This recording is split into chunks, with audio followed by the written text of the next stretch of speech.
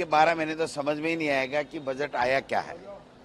धरातल पे उतरने का कोई मतलब नहीं है इसका, केवल आंकड़ों का और शब्दों का मायाजाल है। क्योंकि केंद्र का बजट आया नहीं, इसलिए इनके पास में कुछ बोलने के लिए, देने के लिए बजट में कुछ था नहीं।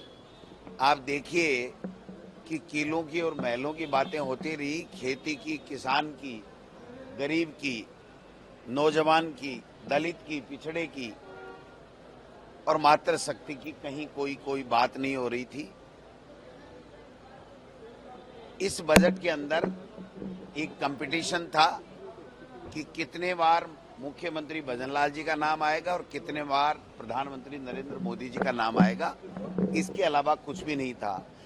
आज तक के इतिहास में हमने कभी नहीं देखा कि मुख्यमंत्री लिखने के बाद में जो मुख्यमंत्री होता है वो ही मुख्यमंत्री होता है, उसके आगे नाम लिखने की कहाँ आवश्यकता पड़ गई।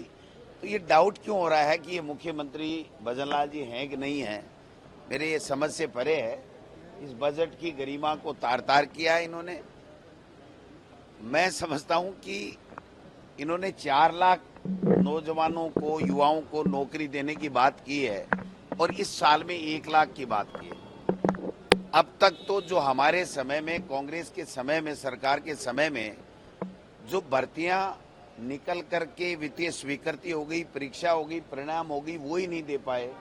तो ये कब तो किस विभाग में 1 लाख नौकरी निकालेंगे और इन 6 महीने में कैसे, बाकी के बचे हुए 6 महीने में ये कैसे कर पाएंगे। 8-9 महीने मान लीजिए आप एक तरीके से, तो कहां से ये भर्तियां देंगे। स्कूलें 100 खोलने की बात करें, एक विधायक को एक दे देते तो भी समझ में आती। कहां हमने 8000 स्कूलों को कर्मोन्नत किया, स्कूलें खोली, कहां पर इंग्लिश मीडियम 3737 स्कूल। कोई विजन नहीं है इनका किसी तरीके से।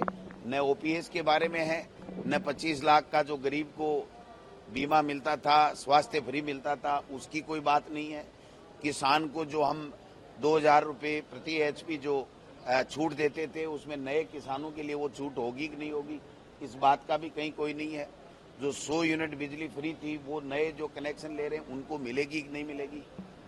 बड़े बड़े जो पूंजीपति, धन्ना सेठ, अडानी अंबानी जैसे लोग जिन्होंने पावर जो स्टेशन लगा रखे थे, उनकी इलेक्ट्रिसिटी ड्यूटी माफ करने का काम किया। एक बहुत बड़ा घोटाला सामने आएगा कि ऐसे लोगों को जो हजारों लाखों करोड़ रुपए के मालिक हैं और उनको तो छूट दी गई है और गरीब के लिए कोई छूट की कोई बात नहीं है, उसके लिए कोई विजन नहीं है, कोई नई योजना इनकी तरफ से किसी तरीके की नहीं है।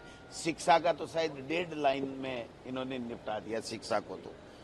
और कृषि मंत्री की गैर मौजूदगी में इन्होंने कृषि का बजट पढ़ा। अब वो कृषि मंत्री का इसमें विजन आया कि नहीं आया, ये भी समझ से परे है। मैं समझता हूं कि ये दिशाहीन बजट था। गांव, ग्रामीण किसान का और नौजवान का 2 घंटे में कोई लास्ट के 10 मिनट नाम आया हो तो भले ही, बाकी तो किलों पे, महलों पे, नगरों पे, उस पे चलते रहे, पर्यटन पे चलते रहे। अच्छी बात है, पर्यटन को भी बढ़ावा मिले, हमें इसमें कोई ऐतराज नहीं है। लेकिन 70-80% आबादी जो गांव में रहती है, जो विकास के लिए आज भी लालायित है कि हमारा विकास होगा, हमने सरकार बनाई है और ये सरकार हमारे लिए कोई अच्छी योजनाएं लेकर के आएगा, किसान की आमदनी बढ़ेगी, प्रति व्यक्ति की आमदनी बढ़ेगी, इन चीज़ों का कहीं भी इस बजट में नहीं है। और मैं समझता हूं कि जब तक केंद्र का बजट नहीं आता तब तक इनके पास में करने धरने के लिए कुछ भी नहीं है। जो अंतरिम बजट दिया था उसकी भी एक भी घोषणा आज की तारीख तक धरातल पे नहीं उतरी है और ये जो बजट है वो केवल हवाई रह जाएगा, किले और महलों की बात करने वाला बजट रह जाएगा।